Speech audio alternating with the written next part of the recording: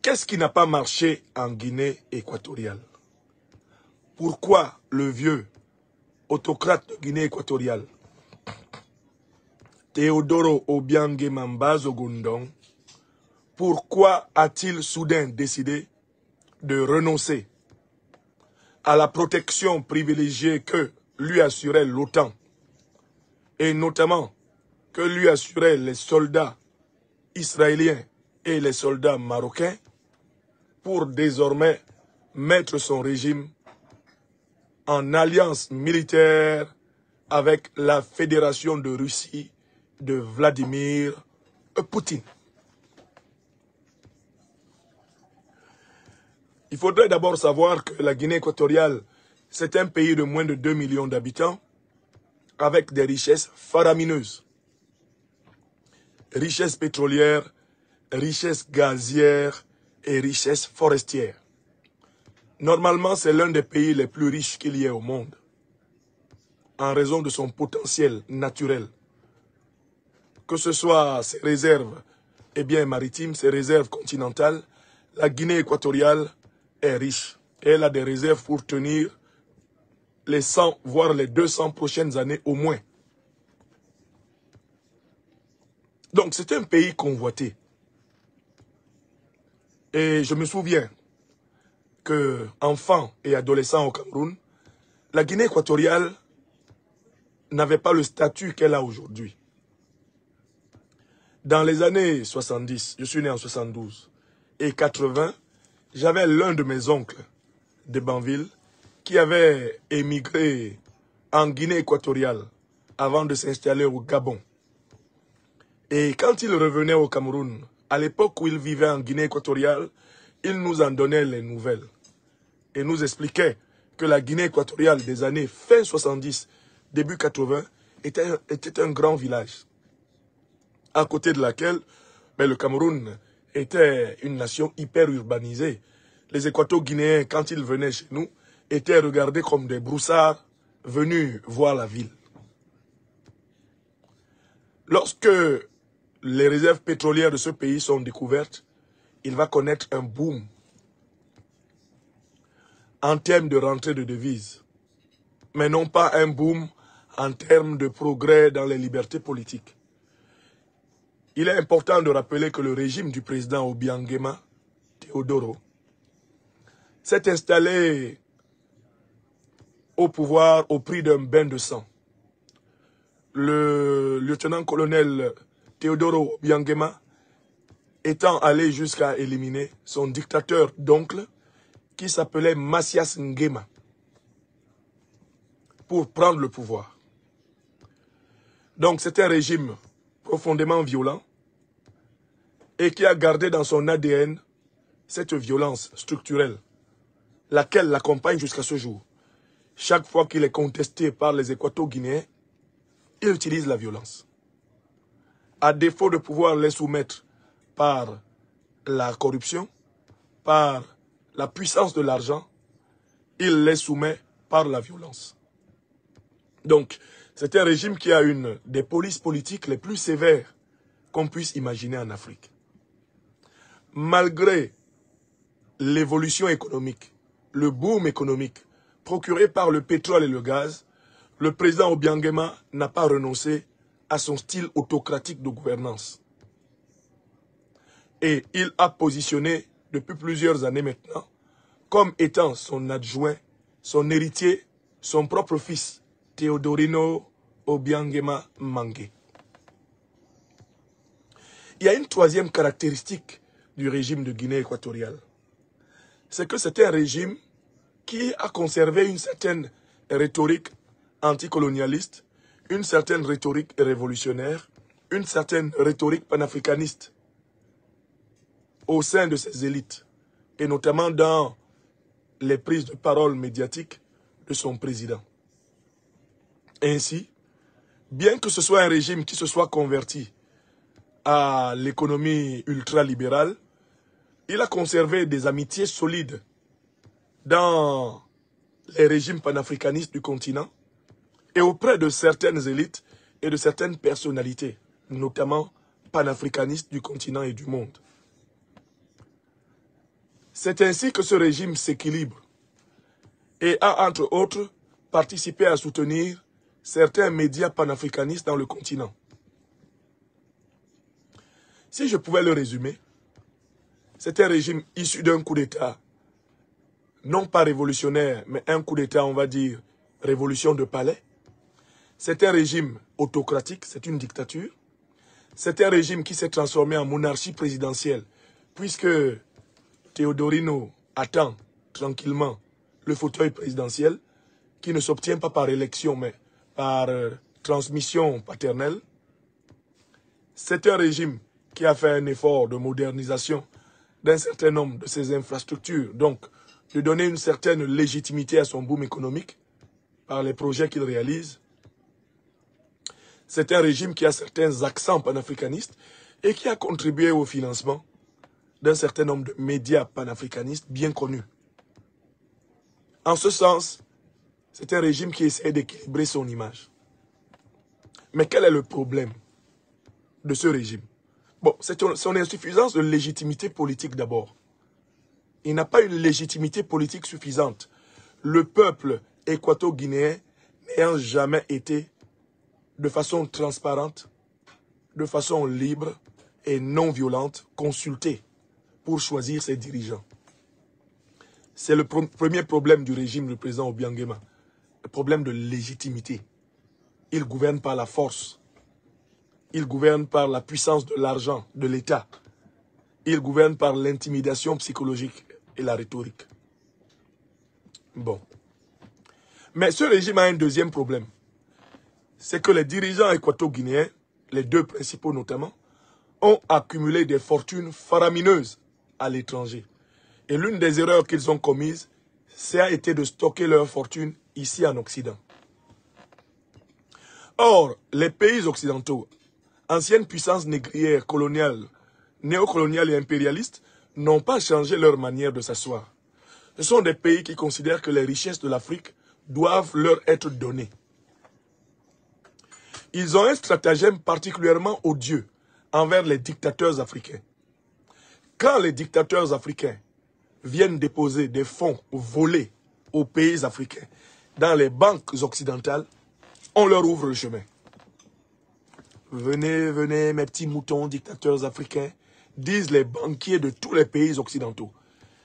Jamais je n'ai entendu qu'un dirigeant africain est venu déposer des fonds volés dans une banque ici en Occident et qu'il en a été empêché. L'entrée des fonds est toujours feu vert. C'est valable de tous les pays occidentaux. Hein. Je ne parle même pas des paradis fiscaux. Dans tous les pays occidentaux où les dirigeants africains viennent déposer des fonds volés, l'entrée, c'est toujours feu vert. Une fois que les fonds sont entrés, il y a un autre langage. Lorsque ces dirigeants corrompus veulent retirer des fonds, on multiplie des conditionnalités pour réduire la quantité de fonds qu'ils veulent retirer. Mais lorsque ces dirigeants veulent alors transférer la totalité de ces fonds vers d'autres comptes bancaires où ils espèrent les sécuriser davantage, alors là, ils rencontrent le niet des Occidentaux, des puissances occidentales. Autrement dit, la quasi-totalité des dictateurs africains sont des voleurs volés. Ils volent l'argent de l'Afrique, ils le déposent dans les banques occidentales et on le leur arrache. Voilà la vérité. Ils volent l'argent public africain, ils achètent des biens immobiliers extrêmement chers en Europe, ensuite on les leur saisit dans le cadre de lutte contre le blanchiment des capitaux, lutte contre les biens mal acquis. Chaque fois que l'argent des dictateurs africains entre, on leur dit, pas de problème, vous avez combien? Oh, 6 milliards de francs CFA, ça fait combien en euros? Pas de problème, vous pouvez les déposer. Dès que tu as déposé, ça ne sort plus. Oh, vous voulez acheter quoi? 3 châteaux? Il n'y a pas de problème. Achetez les châteaux. Dès que vous les avez achetés, on attend quelque temps, on vous les arrache. Donc le régime Obiangema s'est retrouvé dans la même situation que le régime Bongo, que le régime Biya, que le régime Yadema, dans la même situation que le régime Déby, que le régime Sassou Nguesso, ils se sont fait arracher l'argent qui a été détourné en Afrique. Est-ce que vous comprenez? Voilà le problème. Le régime équato-guinéen s'est retrouvé poursuivi par les tribunaux européens, notamment français, à propos de biens acquis avec l'argent équato-guinéen. Ce régime s'est retrouvé finalement persona non grata en Occident. Pourquoi?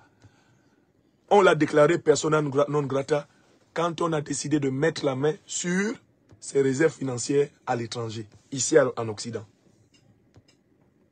En effet, celui qui te vole ne peut pas vouloir que tu sois là pour te défendre. Quand il te vole, il t'empêche de pouvoir te plaindre.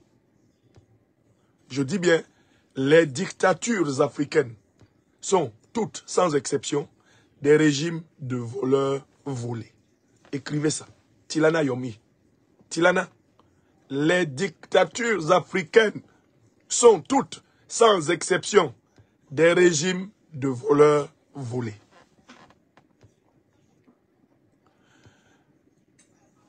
Ils ont un deuxième problème, et notamment le régime de Guinée équatoriale. C'est que, précisément parce qu'il s'est plaint, quand on lui a arraché ses biens, il s'est plaint de toutes les tracasseries qu'on lui a infligées, les maîtres occidentaux du régime Obiangema, les maîtres de l'OTAN, qui ont été ses parrains depuis le boom pétrolier, ont considéré qu'il avait poussé l'audace jusqu'au degré qu'il ne tolère pas, le degré de Kadhafi, le degré de Saddam Hussein, le degré de Bachar el-Assad. Quand les maîtres impérialistes occidentaux estiment que vous avez poussé le bouchon trop loin, en tant que dirigeant africain, ils décident alors de vous déposer par un coup d'État. En 2004, la Guinée équatoriale a été victime d'un coup d'État financé par des hommes d'affaires qui avaient investi en Guinée équatoriale. Et la plupart de ces hommes d'affaires s'est avéré originaire de l'Occident. Donc c'était un coup d'État financé par l'Occident pour placer à la tête de la Guinée équatoriale une personne beaucoup plus soumise qu'Obiangema qui commençait à trop se plaindre. Son fils vice-président qui commençait à trop se plaindre. Mais, et je conclus mon raisonnement là-dessus, quel est l'événement décisif qui a poussé le président Obiangema Mbazogo Ndong à hâter l'alliance avec la Russie? Cet événement, il est triple. L'assassinat d'Idriss Déby Itno au Tchad. Et Obiangema a toutes les raisons de penser que cet assassinat n'aurait pas été possible sans des mains occidentales. Deuxième événement, la chute de Mohamed Bazoum au Niger. Troisième événement, alors la chute de Bazoum au Niger malgré le soutien de l'Occident. Cette chute a permis à Obiangema de se rendre compte que la protection occidentale ne garantissait pas nécessairement une immunité contre les coups d'État. Bazoum, c'était le chouchou de l'Amérique et de la France-Afrique. Il est quand même tombé. Et donc lui, Obiangema, qui a confié sa sécurité à Israël et au Maroc, se voyait tomber facilement. Si quelqu'un qui est protégé par les États-Unis et la France tombe, qu'en est-il de quelqu'un qui est protégé par, eh bien, Israël et l'armée marocaine? Il a regardé Bazoum tomber, il a dit « Bébélé Zamba », parce que c'est un fan. Il parle la même langue que la plupart de mes frères et sœurs du centre-sud. Il a dit « Bébélé Zamba, Djomte Boé Bofos, quelque chose va arriver ici ». Troisième événement, il a vu la chute d'Alpha Condé en Guinée. Et les renseignements qui lui sont parvenus lui ont permis de comprendre que Mamadi Doumbouya a été préparé par l'OTAN dans sa base militaire non loin de Conakry. Les soldats qui ont renversé Alpha Condé sont ceux qui étaient entraînés par l'armée américaine en Guinée. Obiangema a entendu ça. Il a recoupé ça et il a regardé, sans doute, le dialogue entre le commandant Langlais, le général Langlais, commandant de l'Africom, et des sénateurs américains, où les sénateurs lui ont dit, dites-nous combien de coups d'État les États-Unis ont perpétrés en Afrique. Langlais s'est défendu maladroitement en disant, nous avons formé des troupes en leur faisant respecter les valeurs démocratiques de l'armée américaine. Maintenant, si ces troupes sont sorties du camp militaire pour aller renverser des dirigeants, ce n'est pas notre problème. Mais ces propos de Langlais, commandant de l'Africom, pour ce qui concerne la Guinée, n'ont aucune valeur puisqu'on a vu des militaires américains parader avec les putschistes le jour du renversement d'Alpha Condé. Ils se sont affichés. Les Guinéens les ont vus. À Conakry. Tout le monde sait que Mamadi Doumbouya est l'homme de l'OTAN. C'est pour ça qu'il n'a pas osé se rendre, par exemple, en Russie, comme les autres dirigeants du Sahel, eh bien, engagés dans le processus souverainiste, lors des sommets Afrique-Russie. Parce qu'il sait qu'il doit le pouvoir à l'OTAN et à la France-Afrique. Obiangema a regardé ça et il a dit, ainsi, les États-Unis, l'OTAN et la France-Afrique peuvent organiser un coup d'État contre moi. S'ils ont fait ça à Alpha Condé, ils peuvent le faire contre moi. D'autant plus que je me suis plaint de toutes les tracasseries que je subis pour mes biens en Occident. Ils peuvent me déposer. Mais il y a un quatrième événement qui a choqué Obiangema. Le quatrième événement, c'est le renversement d'Ali Bongo. Ali Bongo à Libreville est tombé. Le palais présidentiel est à 0 pas du camp militaire français. Et Ali Bongo a appelé qui au secours? Souvenez-vous de la langue dans laquelle l'ancien président gabonais, l'autocrate Ali Bongo, héritier du fauteuil de son père, a appelé au secours. En disant « make noise, make noise, make noise ». Il a appelé où? Il a appelé vers le monde anglo-saxon, c'est-à-dire la Grande-Bretagne et les États-Unis. Est-ce qu'ils sont venus l'aider? Non. Parce que Oligui Nguema, l'homme de main de la France-Afrique, a pris le pouvoir, bien sûr, à Libreville, avec la bénédiction de l'OTAN. Donc c'est un coup d'État qui a, une fois de plus, éveillé les soupçons d'Obiangema envers le dispositif qu'il a installé à Malabo et à Bata pour sécuriser son pouvoir. Obiangema ne s'est plus senti en sécurité sous la protection des militaires d'Israël et des militaires marocains, deux pays qui sont des satellites de l'OTAN. Voilà comment il a accéléré par un virage géopolitique et géostratégique à 180 degrés l'alliance militaire avec la Russie. L'alliance militaire avec la Russie est pour Obiangema une manière de sauver son régime du coup d'État néocolonial, du coup d'État révolution de palais qu'il craint et qui menace de mettre un terme à la monarchie présidentielle des Obiangema qu'il veut transmettre en bonne et due forme le plus tard possible à son fils Teodorino. Voilà l'explication. Voilà l'explication. Maintenant, est-ce que ça va tenir? Est-ce que ça va tenir debout? Je voudrais donner maintenant mon analyse prospective. Cette nouvelle alliance militaire, où on compte maintenant des centaines, eh bien, d'instructeurs militaires russes qui encadrent l'armée équato-guinéenne et qui assure la sécurité du président équato-guinéen.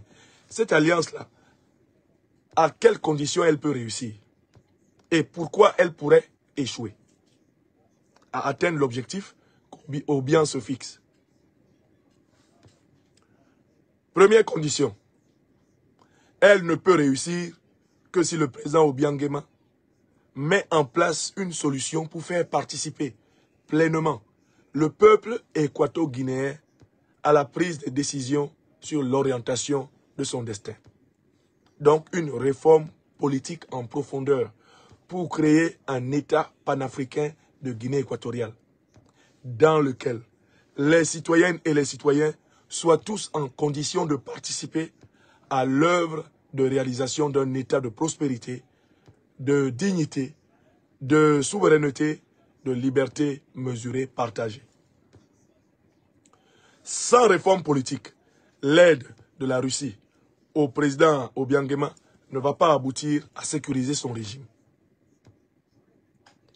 Deuxième élément important, ces réformes politiques, il ne va pas les mener sans avoir le courage d'aller vers une réforme économique fondamentale. Et il avait aligné la Guinée équatoriale dans le CFA. En abandonnant l'ancienne monnaie nationale de la Guinée équatoriale, je l'ai vu enfant, mon oncle de Banville amenait les billets de cette monnaie à la maison. Ça s'appelait l'Ekwele. Obiang Nguema a mis fin à l'Ekwele et il a fait adhérer la Guinée équatoriale au CFA. Maintenant qu'il n'a plus confiance en la France-Afrique, qu'il n'a plus confiance en l'OTAN, la deuxième révolution qui s'impose, et il en a les moyens, avec la manne pétrolière et gazière, il faut qu'Obiang Nguema envisage la sortie du franc CFA. Parce que tant que la Banque de France va piloter les entrées et sorties financières de la Guinée équatoriale, eh bien celle-ci sera à la merci de tempêtes économiques.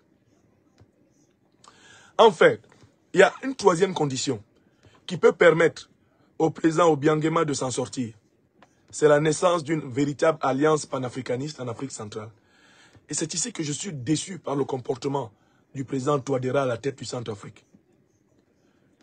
Le mouvement qui avait été enclenché en Centrafrique en 2019-2020, ce mouvement-là, s'il s'était maintenu à une bonne cadence, eh bien le président Obiang Nguema aurait pu trouver dans le président centrafricain un premier allié objectif pour commencer à créer une alliance, à créer une confédération et par la suite une fédération panafricaine comparable à l'Alliance des États du Sahel, à la Confédération des États du Sahel. On aurait déjà eu une alliance des États panafricains d'Afrique centrale et peut-être qu'on pourrait déjà envisager aussi là-bas une confédération. Une telle alliance peut être encore envisageable entre la Guinée équatoriale et l'Angola, même si je suis inquiet d'une certaine tournure de l'Angola qui s'est également fortement enlisée dans ce que je peux appeler l'ultralibéralisme occidental. Une telle alliance est envisageable avec l'Afrique du Sud, elle est envisageable avec le Zimbabwe. Bref, en fait, elle est envisageable avec tout pays africain qui va rompre avec la domination néocoloniale et impérialiste. Est-ce que le président Obiang Nguema est prêt à faire les 4 réformes que je viens d'indiquer? 1. La réforme politique interne pour faire respirer le peuple équato-guinéen. 2. La réforme monétaire pour libérer la Guinée équatoriale du joug du franc CFA. 3. Une réforme géopolitique et enfin une réforme géostratégique globale pour construire de nouvelles alliances qui libèrent.